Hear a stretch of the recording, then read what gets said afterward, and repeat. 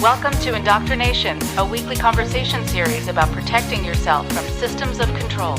I'm your host, Rachel Bernstein.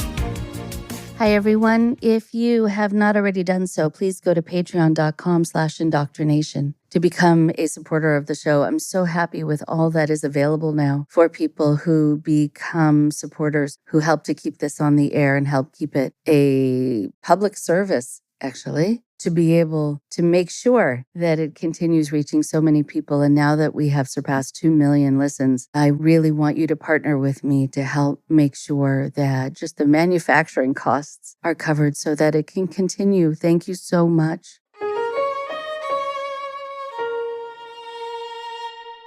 And so for today, I am so excited to be able to say that you get to hear from Alexandra Stein. She is amazing. She has a doctorate and is a writer and an educator specializing in the social psychology of ideological extremism and other dangerous social relationships. She's currently an Honorary Research Fellow at the University of Sussex.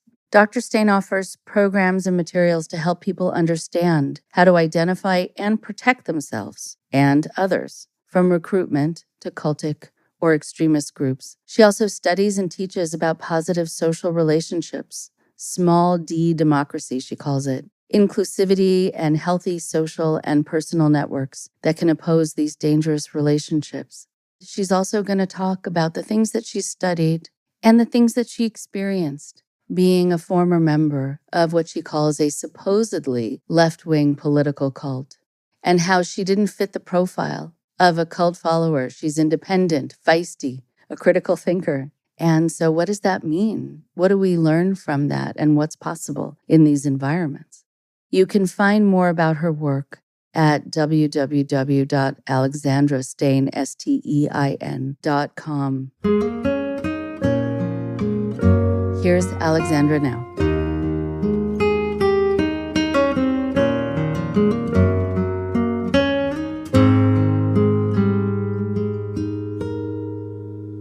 I am so delighted to have Alexandra here with me today. And I would love for you to spend a few moments introducing yourself to the listeners, and then we'll start talking. Hi, Rachel. Thanks for having me. Well, just briefly, so I got into this field because I had 10 long and generally very boring years in a supposedly left-wing political cult that was run out of Minneapolis, Minnesota. So I ended up there for a long time, despite my accent, which is just a mishmash now of several continents. And when I got out of that group, I sort of banged my head against the wall, as one does. I couldn't work out how this had happened to me, that I was not my stereotype of who gets into a cult. You know, I was a kind of feisty young woman, critical thinker, independent. You know, how did that happen to me? And that question set me off on my studies after a long and tortuous process. I make it sound easy, but it wasn't. And then had to include a lot of recovery from the cult and rebuilding life. And well, before I went to university, I first wrote a book about my cult experience. And that was, in a way, part of my recovery, because I've always been a bit of a writer and wanted to be a writer. And so I also got back that writer part of me. And I told this crazy story that in that book reads like a kind of thriller. It's a bit of a murder mystery in a funny way. Anyway, when I was done with that book, and so I'd sort of a little bit understood the experience a bit in the round, I then was somewhat bullied by my friends to go to university. I think mostly because I was boring them so much with rabbiting on about cults and all the stuff I was reading. And I kind of got lucky, partly because of Janja Lalich, actually, and I want to give her a little public credit here, because I had found her as a fellow ex-political cult member, which back then, and I got out in 91, so this was before the internet, and I had found her through a footnote in Steve Hassan's book, Combating Mind Control, and I picked up the telephone and contacted her in California. Anyway, long story, we sort of became friends and colleagues. And when she was editing the Cultic Studies Journal, she did a women's issue, which is quite an important piece of work. I encourage people to search it out. And she invited me to submit a piece to that journal. And I had never really had anything published. I didn't know how to write. I knew how to write, but I didn't know how to write in that kind of journal way. But I went off and I found 6 women, because I had been backing up. I had been a mother in a cult, and I had 2 children in a cult. So I was interested in that experience. And I found 6 women who had been mothers in cults, of the various cults. And I just went and interviewed them with my notepad and my pen and wrote a little piece about their experiences. And it was really because Janja published that essay in that journal that enabled me to get into university. I won't tell that whole long story, but it did. It was a foot into the next stage of my career. And also that piece, which I think was one of the very first pieces done on mothers and therefore kids in cult, has now, I kind of rolled it into my last book, Terror, Love and Brainwashing, in the chapter on families. So it's kind of been a piece of work that's had longevity, but also helped me in my career in understanding cults. And then since then, I've done, I do a little bit of counseling, though I'm not a therapist, but just because of the absence of people who understand this. And I do a lot of various bits of public education and media work. And I'm currently a trustee of a small British charity called the Family Survival Trust. And we're lobbying for a change in the law, and we do some education, and we have a support group that's been going for quite a while now, several years. So yeah, I'm pretty busy with with this work. Yes, of course. I come across your name a lot, and we've met and we've seen each other at conferences. I would like to be able to go back in person soon. I don't know when that will be, but I have a lot of respect for your work, and also I think for people who are doing that painful revelatory work and are exposing themselves to themselves, and then exposing that to the world for the benefit of others, for education, for prevention, for understanding, for compassion. And so I think there's something very powerful about digging in, looking, and knowing that's a hard thing to do, and then writing about it and talking about it. I know the sting decreases over time, but it's still not an easy process. And when you talk about, you mentioned, it was interesting, you used the word supposedly. So your group was a supposedly left-wing group. There's so many groups that purport to be something they're not. And same thing in relationships, etc. And I'm glad that you used that term, because there are a lot of people who think they're joining something or getting involved in something that turns out to not be that way at all. So what did you find out when you were doing your self-exploration about the feisty Alexandra and how she could get involved in something that would take away her very already formed critical thinking? Well, also, I just want to say a couple of comments about what you just said, that it's so important, and there's so much more coming out now, that we bear witness to these experiences, because otherwise nobody knows. Cults are secretive and they make people silent through fear. So those of us who are in a position to do so, and a lot of people are not in that position, those of us who have the resources and various other kinds of assets, so to speak, that allow us to do so, it's the only way this story gets out into the world. But it does come with a stigma. People still consider, generally speaking, that one is in some way flawed to have gotten into a cult. I mean, we're all flawed, but, we have special flaws, us people who get into cults. And they even say that about people born or raised in cults who didn't join anything. They just, were born into it. So there is this stigma, which is problematic. In terms of my first book and as you say, I found out about myself. I mean, that first book, I had not come across a lot of the literature. I was very much relying on Lifton's 8 criteria, which I sort of sprinkle through the book at the relevant moments. But I suppose what I learned was this was an organization that was totally not what it said it was. And in fact, it was run by this violent man who wanted to control others for whatever complex reasons. And they were complex in this group. I don't normally talk about this, and this is unproven, but I believe that it was possibly a kind of government agent provocateur operation against the left in Minneapolis. There's just a lot of interesting circumstantial evidence to that.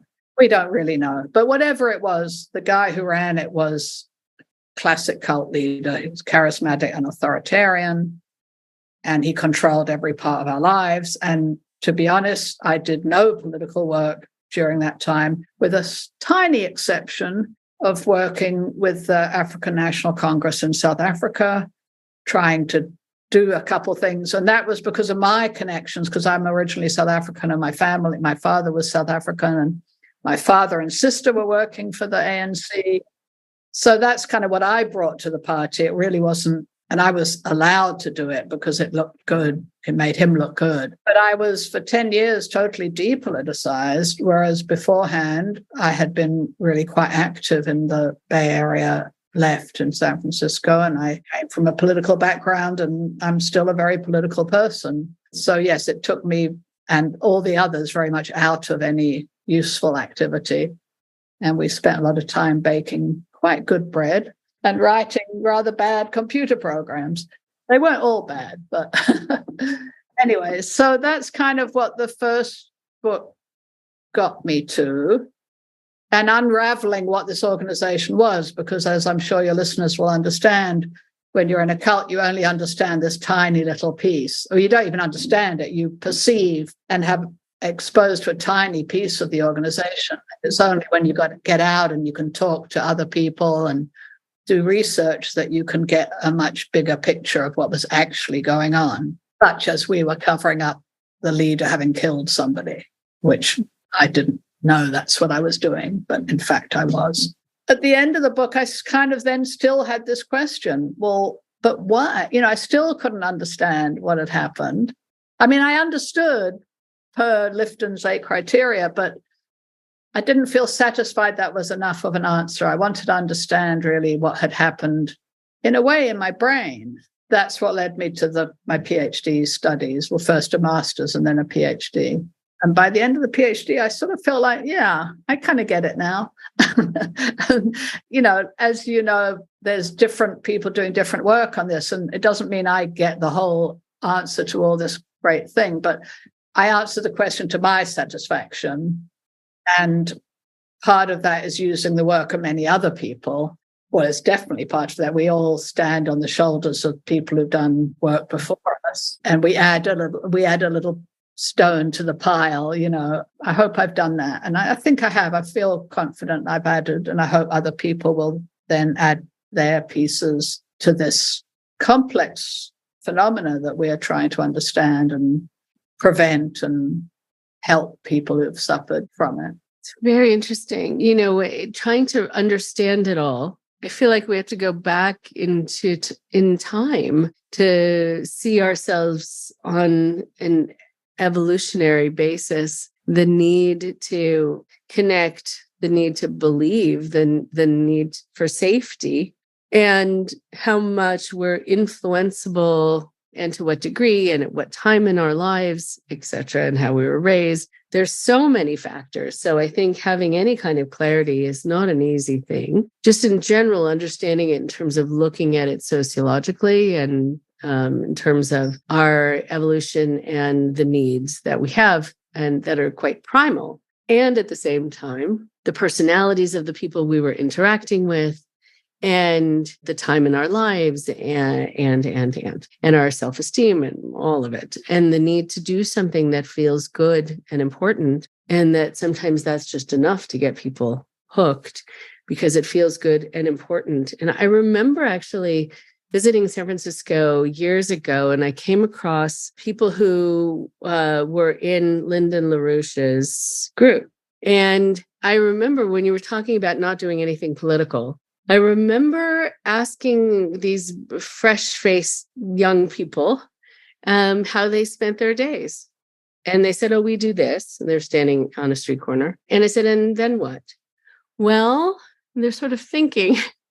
And one of them said, well, tonight my job is to sharpen all the pencils. And then there was this sort of silence. And then another one said, and I think it's my turn to water the plants. And it wasn't beyond that. There wasn't something happening. There was just free labor to keep the machine going, right? But there was no production of anything or any change. But just, I think, also just the satisfaction for the leader to know that people were giving up their lives to sharpen pencils till 4 a.m. until they were quite perfect. And I remember this girl saying, oh, I don't think I'll sleep tonight because sometimes I don't get the pencils quite perfect. He gets up in the middle of the night and checks them. And so it's a lot of, all dressed up with nowhere to go. Well, as Hannah Arendt says, and I quote her constantly because she has such a deep understanding of these things. It just constantly, I find it remarkable. I'm not saying she's my guru, but she was a remarkable person. And she describes, you use the word machine, I think she uses the word engine, that you have to keep people in this engine of activity. Again, those of us who've been in cults will understand that well. You can't let up. And in fact, when you do let up, that's when people get a little bit of space and they might have time to think.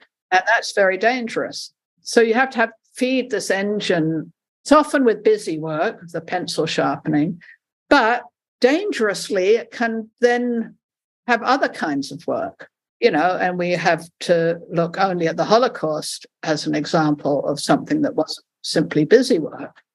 Or let's look at the Unification Church, where they've got weapons manufacturing and huge influence in the politics of several major countries, including the US. Then it gets beyond busy work, but you have what Ben Zablocki calls these deployable agents who will do what you tell them. And if that involves lobbying Congress, that's what they'll do. If that involves sharpening pencils, that's what they'll do. But you have to keep the thing busy so that people can't have time to reconstitute and reintegrate their dissociated brains. Essence of brainwashing is dissociation. And when you're dissociated, you cannot think critically, no matter how critical a thinker you may have been before or after. You can't think critically when you're dissociated. You're by definition. So I find that a very helpful anchor to looking at how do all these methods that all us different scholars talk about, whether it's sleep deprivation, nutritional deprivation, controlling relationships, controlling all these other things, they're all trying to work to creating a dissociated follower.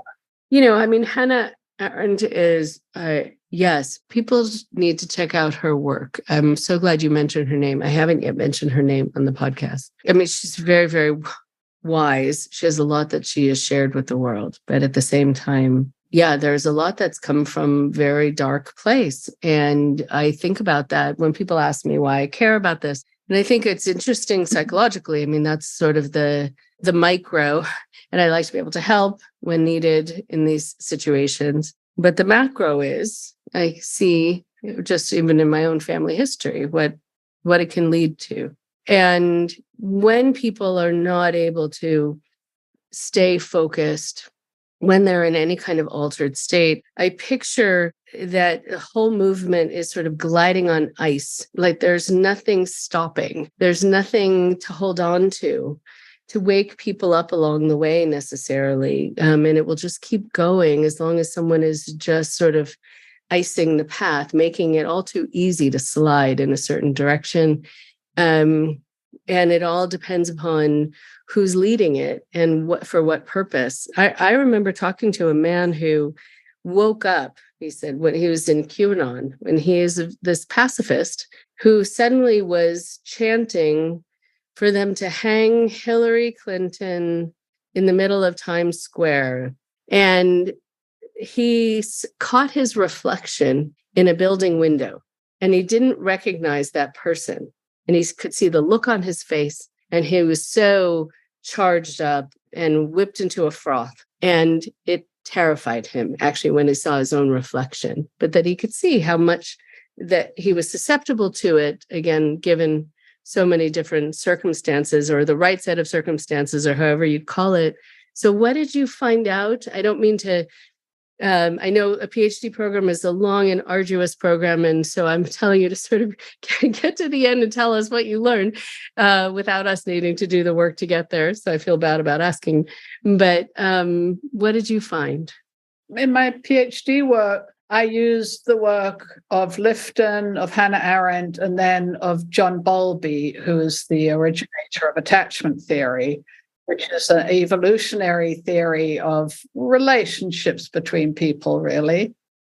And he talked about how the need for attachment, which starts in infancy, is as important a sort of, not a drive, but a need as the need for food, shelter, sex, and so forth. That as humans, we have evolved to need to be attached to others. And the reason for that is for the purpose of protection. So if the baby doesn't attach to their parent, they're not going to be protected from, the metaphorical lions on the savannah. So it's an evolved characteristic. So we, in the cult world, we hear a lot of this talk, oh, so-and-so joined because they needed to belong to something. And it's often said in a derogatory way, like that person was somehow needy. And I kind of feel like, well, we're human beings. We've evolved to need to belong. Those who don't have that characteristic probably are suffering from some kind of disorder. It's a healthy thing to need to be attached to others. And also we have this illusion, especially in America, of, independence. You don't need anyone else, right? Well, we do. All of us need other people. But we need safe relationships. And this is really the key, is understanding what is a safe or good enough, safe enough or relationship, or a way I like to look at it, a predictable relationship, where you kind of know that person, even if they're not perfectly secure, as we call it in attachment theory, they're good enough. They may be a bit distant, they may be a bit clingy, but you kind of know that's how that person is, so you can sort of adapt to that. But there's a type of relationship that is very, I'd say, dangerous and difficult and has bad outcomes. And that's what we call a disorganized attachment. And that's where the person to whom one is attached is frightening or frightened. But what is coming from that person is fear signals. In a secure, just to back up, in a secure relationship, if one, let's say a child and a parent, if the child is feeling safe, they can be a little bit away from the parent, playing happily. But they're looking to the parent, knowing that they're close by. And if something happens, if they fall and bump their knee, or they have some fearful or painful or threatening experience, they're going to run to mom or dad, who's going to comfort them. And in that, we have a homeostatic process of managing our internal arousal hormones, the cortisols.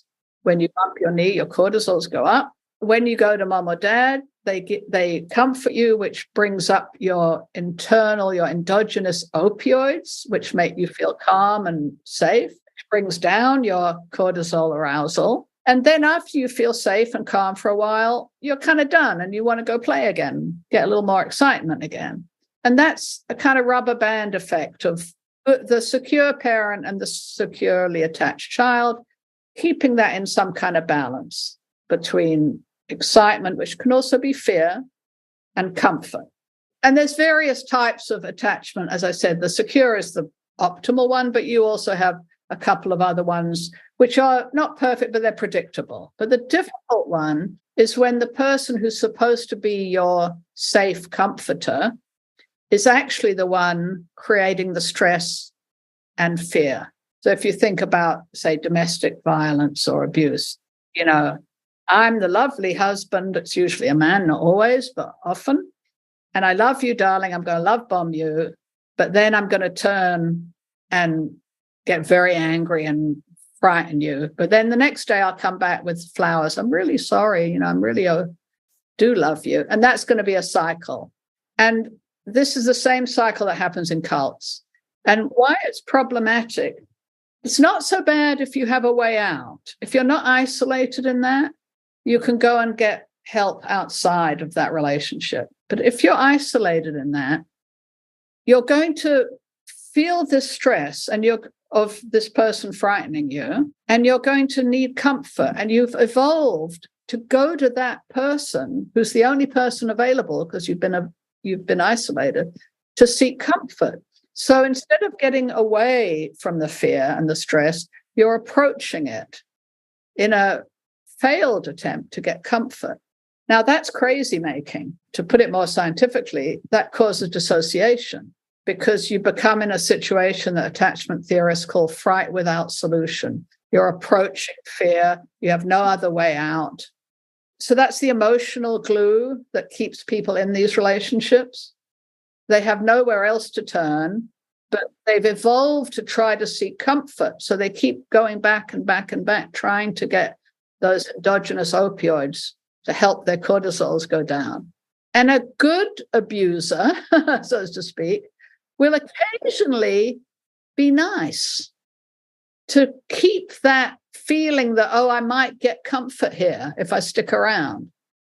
That's the kind of really sneaky part about this, is it's unclear to the person involved that you are never going to get, all you're going to get is fear. Because occasionally they're going to say, oh, but I really love you. That's the function of the flowers and the next day. So the person gets glued, and then that gluing you in this fright without solution has the cognitive effect of dissociation. You're in a state of what I call chronic relational trauma. And when we're in trauma, we know from good studies of trauma by people like Alan Shaw that the piece of your brain that helps you think about what's happening critically, if you're in trauma, that little piece doesn't function well. And you can't go up to your frontal cortex that does your clever judgment, logical thinking. You stay in your kind of just your frightened emotion part of your brain where you can't think clearly. So you have, in summary, in a isolated, fearful relationship with a charismatic person who's claiming, or group, who's claiming to be good and nice, even though they're actually always frightening you or stressing you. That creates an emotional bond, and that bond to a frightening figure creates dissociation because it's chronic trauma. So to resolve that, you have to somehow find a place where you can integrate your mind again to make those critical judgments that say, whoops, this is actually really dangerous. I should get out of here. Now, I'll illustrate that with my own story. Now, here I was in this group, miserable mostly, not all the time, but mostly, for 10 years. And finally, the group, the leader was actually running away from the law because of this killing and then in jail. So he let up the pressure for a while. And as I said before, you don't want to do that. People might find their way out. And while that pressure was let up, we had time, and I started going on walks with a fellow member of the group, which normally we'd never be able to just go on a walk. And one day she said to me, so-and-so, her husband, and I think there's some problems in the group. We think there's some power problems with the leadership. And I more or less just burst into tears and hugged her. And I mean, people come out in different ways, and this happens. I don't want to say everyone has this experience, but for me, the experience was that I immediately kicked in my critical thinking. It was an extraordinary experience. Didn't mean I could figure it all out, but it's almost like physically I could feel, I could access that part of my brain, go, yeah, I know. And then we started talking, and I wanted to reflect on what you said about that guy looking at his reflection, because I thought that was fascinating, because as human beings, and Hannah Arendt talks about this as well, the way we understand our world is socially. We can't understand our world as an individual hidden away from everyone else. We understand it like you and I are doing today. We're talking to each other, trying to understand something. When you're isolated in a cult, you're not allowed, as we know, you're not allowed to talk to other people about the experience, about your doubts. So you need that reflection, that validation from someone else in order to, preferably a safe person, like this colleague of mine was, so that you can think. Her asking me that gave me validation and a feeling of safety so that I could reintegrate my brain and start thinking. And I wonder if the person you talked to who looked at themselves in the mirror, in a way, in the reflection of the glass, that was kind of a way of reflecting himself to himself and going, what would he think? And it's Hannah Arendt talks about this, that we need other people, but we also need to talk to ourselves. And in a cult, we can't do that. She calls it the 2-in-1, that we need that socially, but we also have to have that internal dialogue. And this wonderful guy in Minneapolis, Doug Agustin, who helped me when I first got out, he was helping run a support group. He always talked about this triple isolation in a cult, that you're isolated from the outside world, you're isolated from those in the cult because you're not allowed to speak your real experience to them. And he said you're isolated from your own internal dialogue because you're not even allowed to think your doubts. So that moment for me was my internal dialogue just boom, came back. It's incredible. It's so powerful to know also the message is it's still there. It's a very important thing to know about yourself, that it's just been either covered over or you've been encouraged to be disengaged from it, but you haven't lost that ability and that you can come back to it. I think having somebody to talk to who validates, who is saying what you've been thinking and what you've shelved, all of the doubts, all the negativity, all the things that you've been told to doubt. Yes, it makes it all come back, I think, and you suddenly have this place to land back on earth. It's a very difficult thing to look at, but yes, it doesn't surprise me that you cried. I think just the relief and the release of that moment of not needing to kind of keep pushing these things at bay, keeping them away, which takes its own strength. And you could just relax and have it flood back and see really what you've seen. I have that in the support group that I run, where people also for the first time have had a chance to say something and have it be verified, have the experience of other people nodding their heads. And they haven't had it for years, sometimes decades, but there is something so powerful. I mean, I think about this within cults, within controlling relationships, that you can often find out what your most powerful skills are, i.e. the thing that threaten someone trying to control you the most, by evaluating or making a list of all the things they want to take away from you. And communication with the self, negative thinking, all of that is one of the first things that's taken away, I think, because it is so powerful and it's ever present. It just it's like a radio that you just turned off, but still there's still someone talking if you just have a chance to turn it back on. I mean, the thing about that yourself was already there is an interesting one, because I'm sure, like you, I've been working increasingly with people born into cults or raised in cults. And that's a much more complicated problem. I think for people who joined as adults, it is pretty clear. There's something to go back to. But I think it's much more complicated for those born or raised. And I know and I hope people are going to be doing work understanding that. But I think what is still true of both groups, I'm a great believer in reality. I think there is reality. If someone hits me, they may have a view of that and I may have a view of that, but whatever, I got hit and that hurt. That is an important kind of bellwether of, you kind of have to do reality testing. and because we do actually perceive reality. It's just in a cult that's deflected through that dissociative process.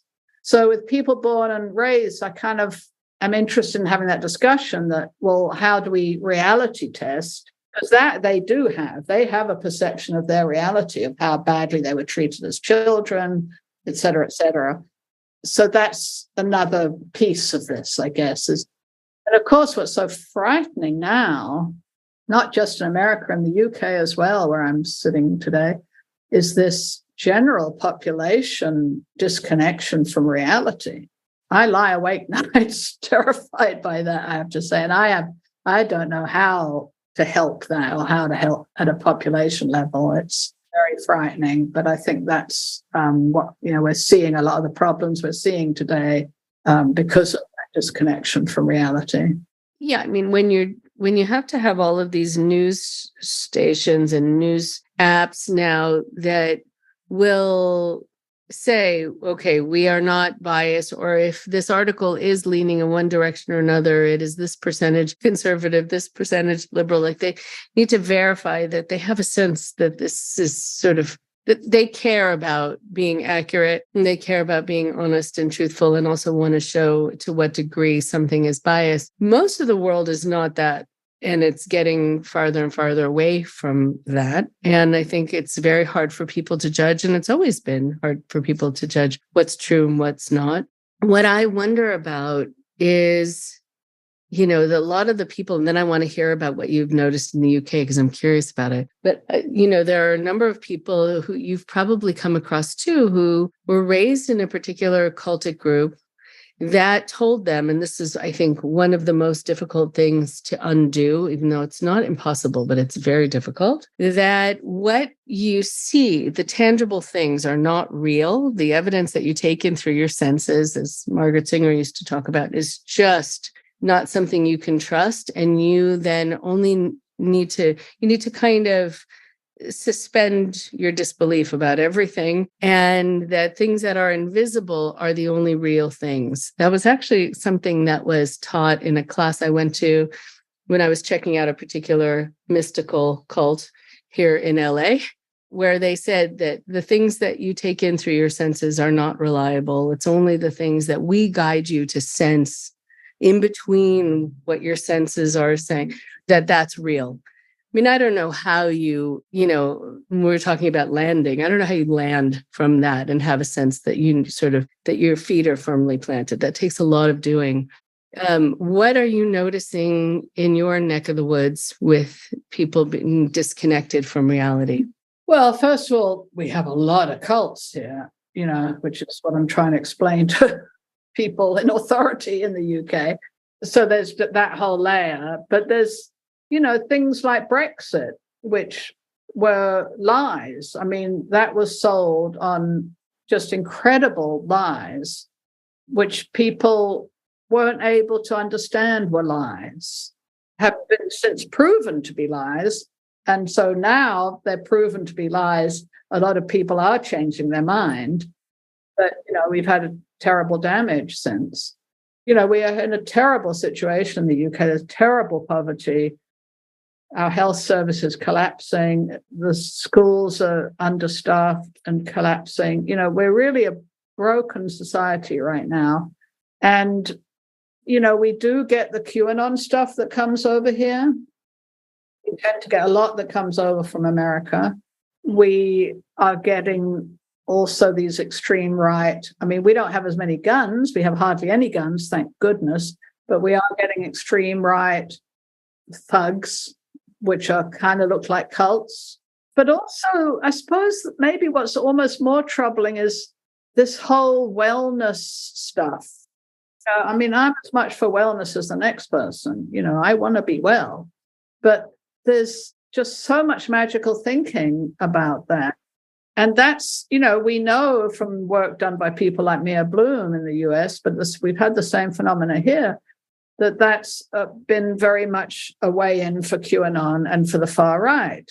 And eco-fascism is another one, that the environmental movement, which of course is so important. So all these things that are super important but also become ways that basically cultic groups can start finding a way in.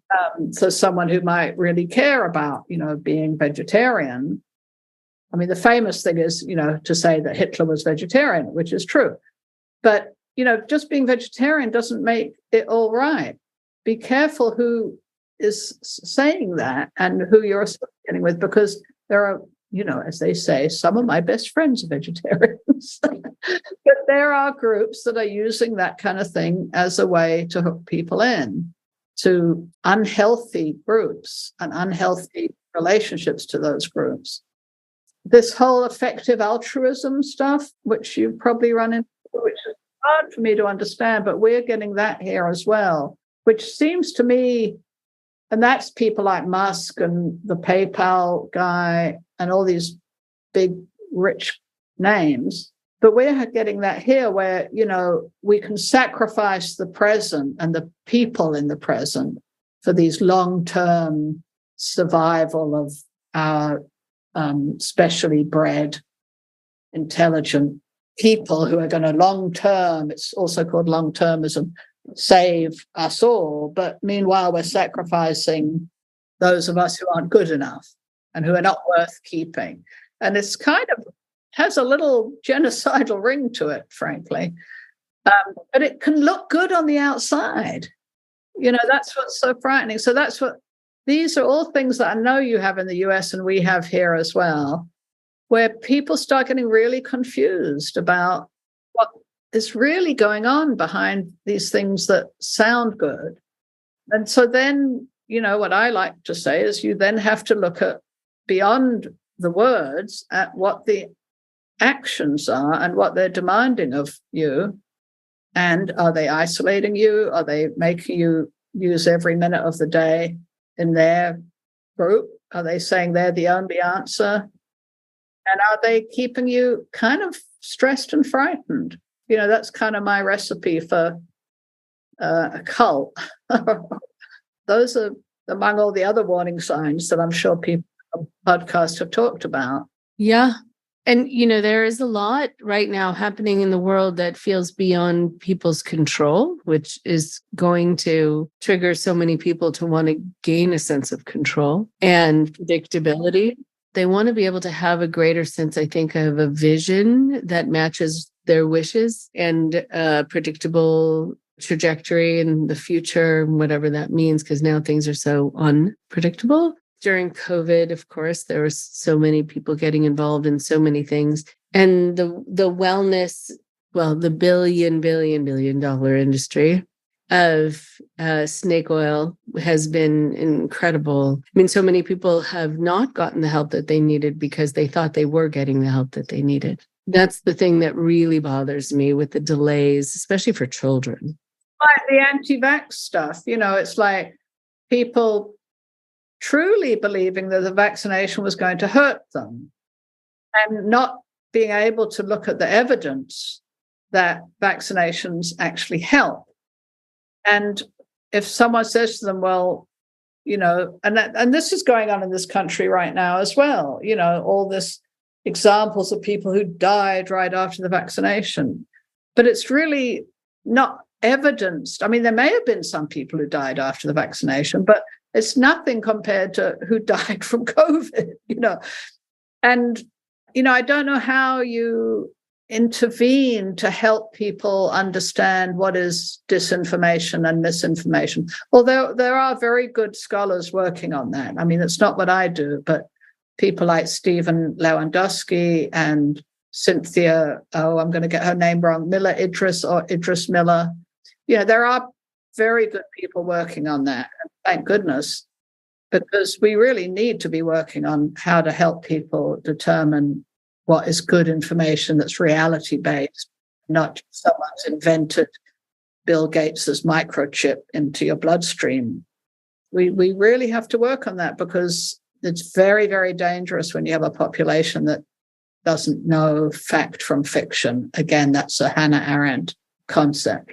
So just as we're finishing up, I mean, I think what's also interesting, I'm sure you've seen this too, is that there are a lot of people who, when they had the chance to leave a group or leave a relationship, leave a community, they could talk about how they really felt and the position they really took on something. And I know there are a lot of people who have said to me they couldn't be pro-vax, and they just couldn't because their family wouldn't tolerate it, their community, their church, their whatever it was, political movement. But that isn't really how they actually felt, but they couldn't get it. They couldn't access it. They couldn't do it for their children. So I think there are a lot of people who are needing to sublimate, they're needing to go along with things that really are not their thoughts and what they think makes actual sense for themselves and for their families. And I want people to be able to be free to do what they know at the end of the day makes them feel right and is in line with their conscience or in line with facts. But it goes back, I think, to that idea of attachment and connection. For a lot of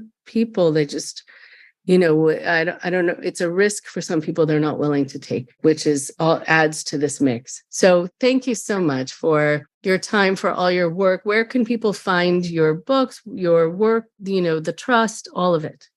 Well, my books, the first one, the memoir, is Inside Out, it's called. And the one that's I consider more important book, talks more generally about cults, is called Terror, Love and Brainwashing. And they're available at bookstores. You can order them. You can go to the ugly online site whose name we dare not speak. But you can order them, and some libraries will have Terror, Love and Brainwashing.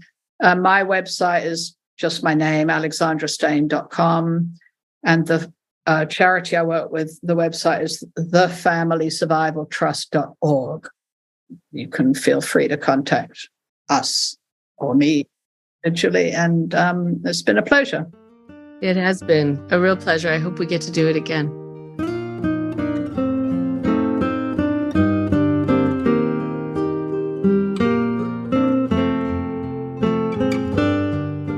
One more thing before you go.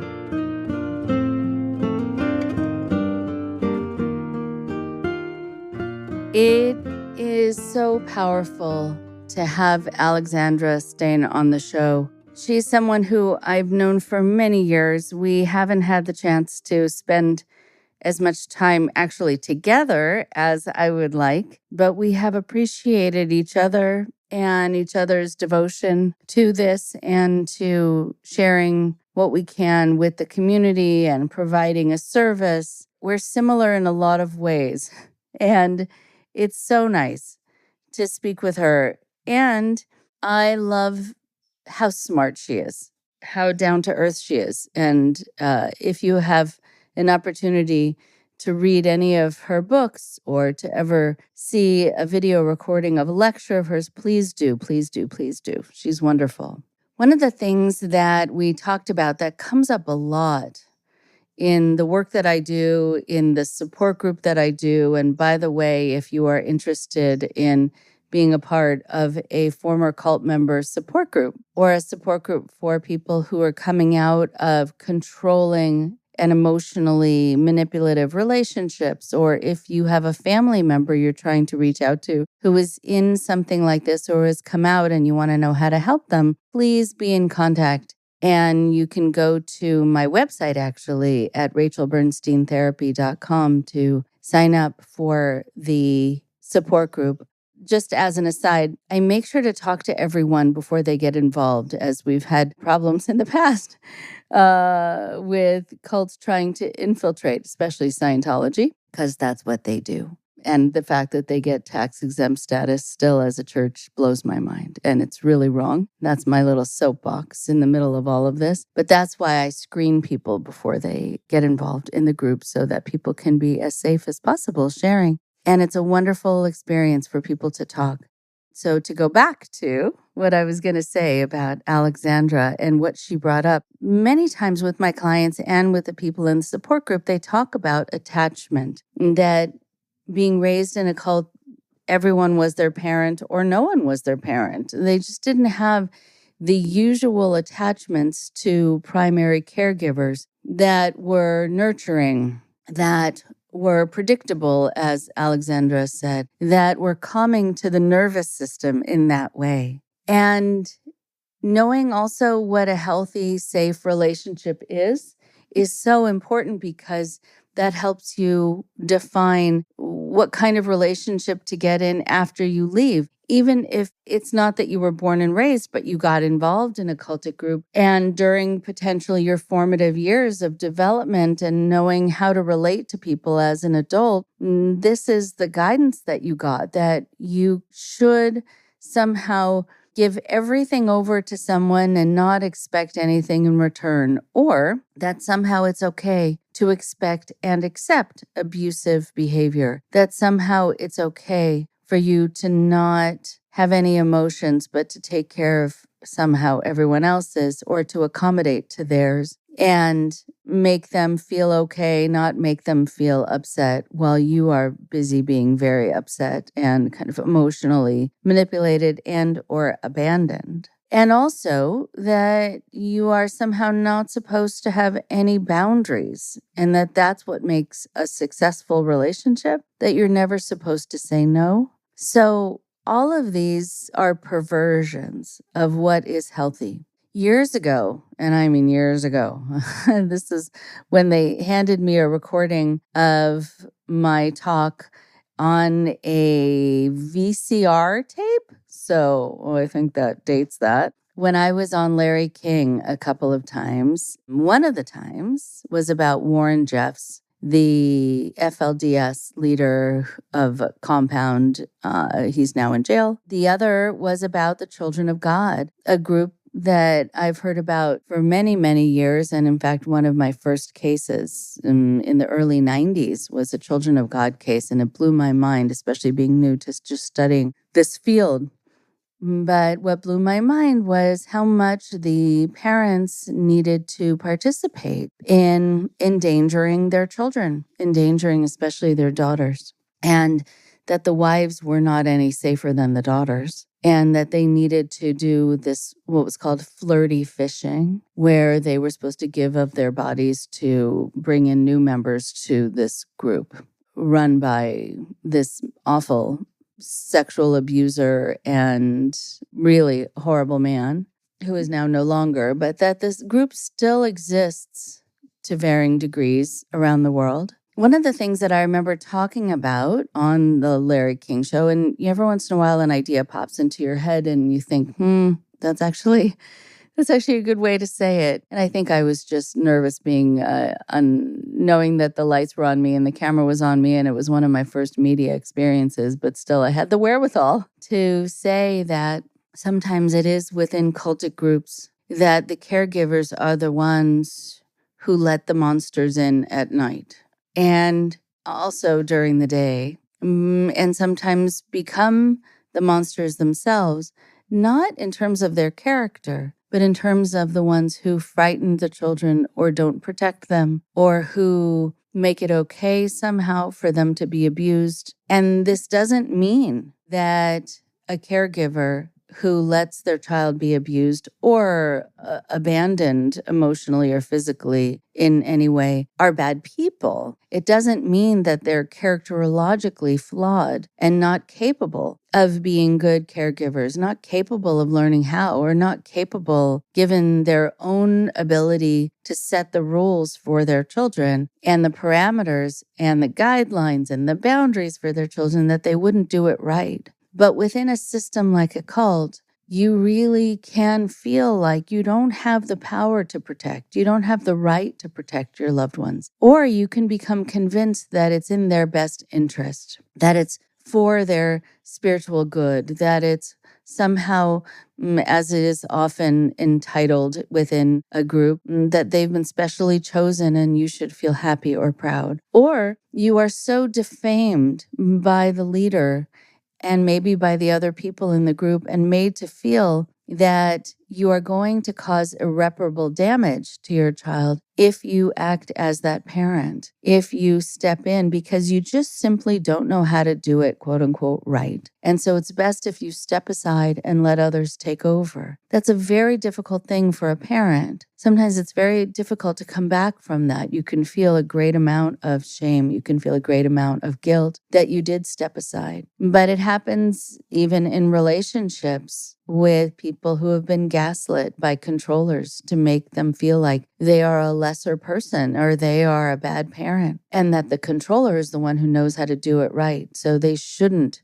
step in for their children. They shouldn't protect them. They shouldn't be the ones to set the rules. They shouldn't be the ones to have a say over their children. It's usually the victims, the parent who's been victimized in that situation, who is actually the better parent, who is the kinder person, who is the more intuitive person. But they have been so broken down and cast aside that it becomes impossible for them to step in those shoes. And sometimes there's punishment if they do, if they have a voice. It's a terrible situation to put everyone in. And that's why I'm so happy when people break free from it and parents have a chance to reconcile with children as much as is possible at any given time after. But for the ones to feel guilt that it is the parent somehow who has, quote unquote, let the monsters in, or who has, quote unquote, abandoned their child, that's usually not what they would have done, again, without the pushing of the cult, without being in that environment, without being so broken down in every way. And so I salute all people who have reached out to their loved ones in any direction, reaching out to parents, reaching out to children, reaching out to anyone and saying, this is something that happened to us. And let's heal together from this. Let's acknowledge it and heal together, but know who the real enemy is, and it's not either one of us.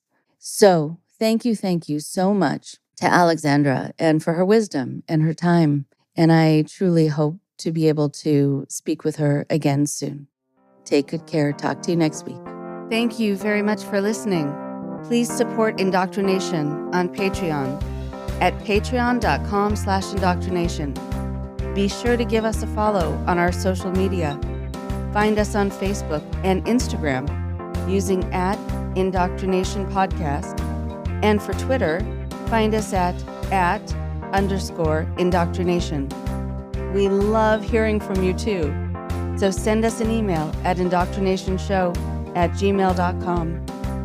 And for more updates on the show, visit our website at www.podpage.com/indoctrination.